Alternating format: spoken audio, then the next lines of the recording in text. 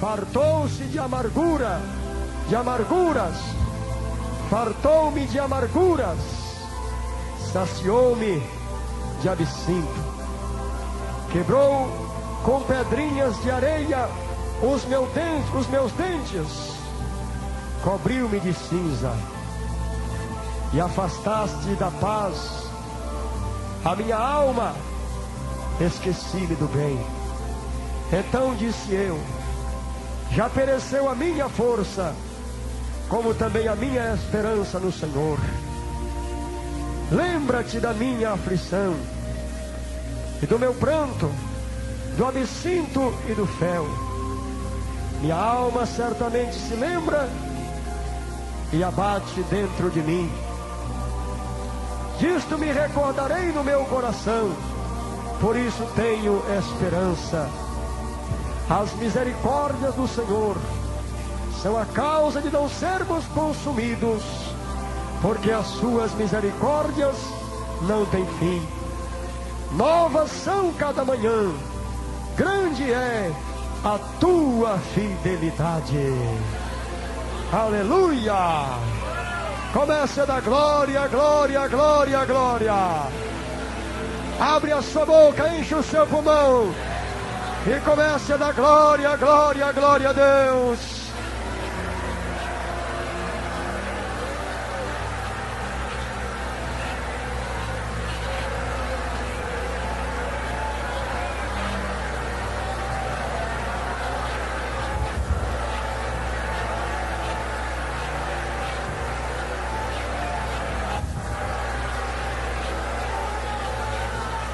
Senhor nosso Deus, quão maravilhoso é o teu nome, ó Senhor, quão grande é a tua fidelidade, ó Deus. É por isso, Senhor, que a sua palavra diz que o Senhor nos amou de tal maneira que deu seu Filho unigênito para que todo aquele que nele crer não pereça, mas tenha a vida eterna. E é isso que tem alegrado os nossos corações, a viva esperança do Senhor. Amém, Jesus, amém. Aleluia. Podeis ocupar os seus lugares, quem tem lugar, e louvai ao Senhor com alegria, com palmas, glorificando, exaltando, enaltecendo. Bem alegre, bem alegre, bem alegre.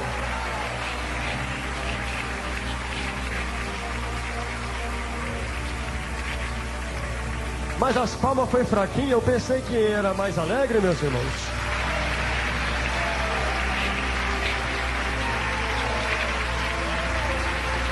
Oh, maravilha, meu Deus. Aleluia. Todos dizem amém. Aqui está, meus irmãos, uma palavra fiel, digna de toda a nossa aceitação. De quem será que o profeta está falando nesta palavra, meus irmãos?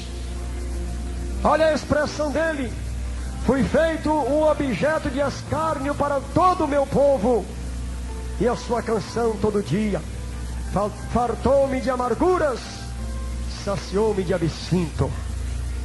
Meus irmãos, se Deus não tivesse amado o homem, Jesus não teria suportado tão grande aflição. Mas a Bíblia nos apresenta que o amor de Deus foi maior do que a aflição de Jesus Cristo.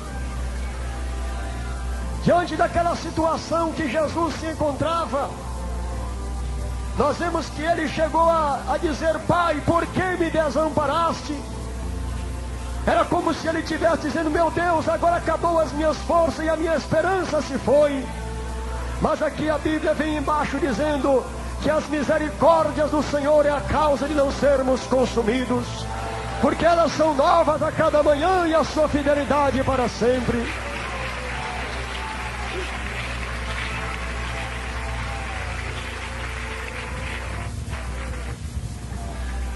Meus irmãos, quando a Bíblia nos apresenta o amor de Deus, nós vemos, meus irmãos, que tudo que o homem faz, ainda que ele se levanta contra Deus, ainda que ele peque contra Deus, ainda que ele se revolta contra Deus, ainda que ele blasfema contra Deus, contra Jesus Cristo, todavia diz a Bíblia que a misericórdia do Senhor triunfa no juízo. Nós vemos, meus irmãos, que o homem sem esperanças, vagando por este mundo afora, estava considerado como uma ovelha perdida. Considerado como uma ovelha perdida. Cada um procurava seguir o seu próprio caminho. Cada um procurava seguir a sua própria vontade.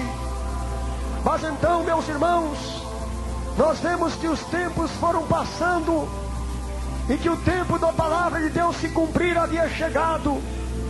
E Deus então havia determinado que um pastor fosse ferido por causa das ovelhas, para que elas não perecessem. O profeta Zacarias, quando teve esta visão, ele falou: um pastor ferido e as ovelhas que estavam dispersas. Mas o Senhor diz assim, que onde estiver o cadáver, aí também se ajuntarão as águias.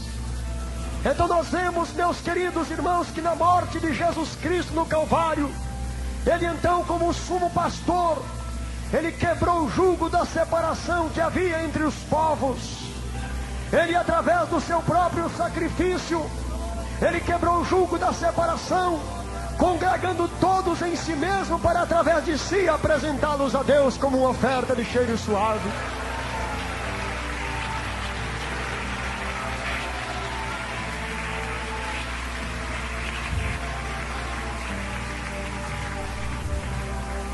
Aqui nós vemos uma expressão tremenda: fartou-me de amarguras. Qual homem nesta terra que teve mais amargura na sua alma, mais sofrimento, mais dores, mais tristezas, mais lutas do que Jesus Cristo? Jesus era um homem, meus irmãos, rejeitado por muitos, por causa da sua franqueza, por causa da sua sinceridade. Ele era direto na sua palavra. Ele, quando tinha que falar, ele não escolhia, meus irmãos, ele falava diretamente. Ele transmitia o conselho de Deus imediatamente. Aleluia!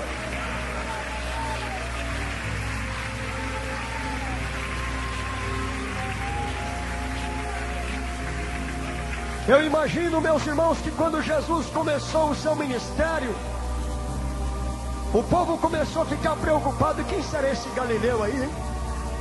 Quem será esse Galileu aí que está aí com esses homens aí andando de um lado para outro, anunciando aí? Será que ele é um profeta? Será que ele é um profeta? Mas ele está anunciando uma palavra diferente. Ele está anunciando o reino dos céus. Ele está anunciando a ressurreição. Ele está anunciando uma vida nova. Que homem será que é esse? E os fariseus, os saduceus, os levitas, sacerdotes, os doutores da lei, estavam preocupados com aquela palavra. Eu imagino quando Jesus teve um encontro com a mulher adúltera, quando aquele povo havia pegado pedras, cada um deles preparado para apedrejá-la. Aí eles colocaram Jesus numa situação difícil. E então alguém chegou e perguntou para ele: escuta, mestre, pela lei, esta mulher tem que ser morta apedrejada porque ela foi pega cometendo adultério. Na sua opinião, o que é que nós devemos fazer nela? O que é que devemos fazer dela? Aqui nós vemos a misericórdia triunfar, não é? Simplesmente, humildemente, ele virou-se e olhou: escuta, aquele que dentre vós estiver sem pecados, atire a primeira pedra contra ela. Passando alguns minutos, alguns instantes, fez um silêncio por ali. Jesus escrevia no chão. O que será que ele escrevia ali, hein? Pai, perdoa-os porque não sabem o que fazem. De repente ele olhou e viu, só estava a mulher sozinha. Ele disse: mulher, onde estão os teus acusadores? Ninguém te condenou? Ela disse: não, Senhor. Ele disse: ninguém te condenou, mulher? Também eu não te condeno. Meus irmãos, como a misericórdia de Deus é grande na vida do pecador, quando o homem chega diante de Deus, meus irmãos, reconhecendo ao Senhor, reconhecendo a necessidade de Deus na sua vida, reconhecendo os seus pecados, se humilhando, pedindo a Deus: Senhor, me perdoa, eu estou aqui para me humilhar diante de Ti, porque eu quero a Sua graça na minha vida. Glória a Deus.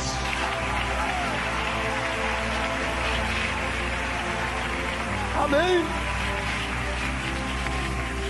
Meus irmãos, quando um pecador, quem quer que ele seja, onde quer que ele esteja, que ele chega diante de Deus clamando misericórdia, o olhar do Pai volta imediatamente para o Calvário. Quando chega lá no céu, oração, misericórdia, Senhor, me perdoa. Aí os olhos de Deus vão em cima do Calvário. Quando Ele olha para o Calvário, Ele olha para o pecador. Ele olha para o pecador, Ele olha para o Calvário. No Calvário lá está o filho clamando: Pai, perdoa-os porque não sabem o que fazem. Aleluia, glória a Deus.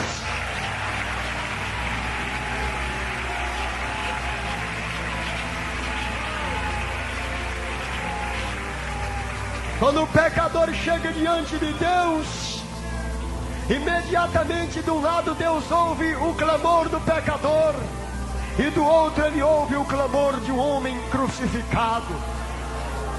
Lá do Calvário, aquela cena está gravada no céu para toda a eternidade. Nunca mais ela é esquecida. Aquele homem que sofreu escárnio, estava quase sem esperança nesse mundo. Ele relata nestas palavras: afastaste da paz a minha alma. A alma dele estava em angústias. Irmãos, vocês analisem comigo a situação em que ele enfrentou. Nós vemos a Bíblia dizer que os sofrimentos passados são sombra da glória futura. E aqui nós vemos o profeta Jeremias expressando o seu sofrimento. Ele lamentava o sofrimento que ele passou por causa da cidade de Jerusalém. E figuradamente ele apresentava o sofrimento do Messias que havia de chegar também aqui na terra. Oh, glória a Deus!